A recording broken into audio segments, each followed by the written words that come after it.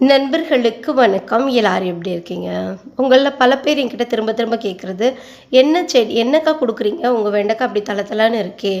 எங்கள் வெண்டைக்காய் வந்து பால் குடிக்கிற பச்சை பிள்ளை மாதிரி இத்தனையோண்டா இருக்குது. நீங்கள் ஏதோ போங்காட்டம் ஆடுறீங்க" அப்படின்னு சொல்கிறீங்க. அதெல்லாம் ஒன்றும் இல்லை. ஒரு நாள் விட்டு ஒரு நாள் நான் இந்த ஃபர்டிலைசர் தான் இலைகள் மேலே ஃபோலியேஜ் மேலே ஸ்ப்ரே பண்ணிகிட்ருக்கேன். இதுக்கு வந்து பார்த்திங்கன்னா 1 கப்பு பால் எடுத்தேன்னா அதில் பாதி அளவுக்கு எண்ணெய் எடுத்துப்பேன். நான் வந்து தொடர்ந்து கொடுத்துட்டு வரேன். ஒரு நாற்று வந்து 15 நாள் ஆனதுலேருந்து தொடர்ந்து நான் கொடுத்துட்டு வரேன். ஒரு நாள் விட்டு ஒரு நாள்.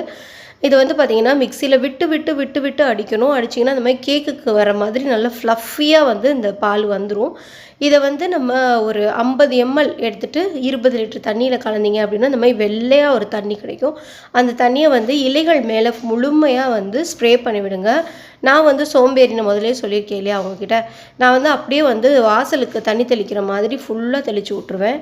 இதில் வந்து பார்த்திங்கன்னா செடி சும்மா தள தள தள தளன்னு வரும். ட்ரை பண்ணி பாருங்கள். தேங்க்யூ. God bless you.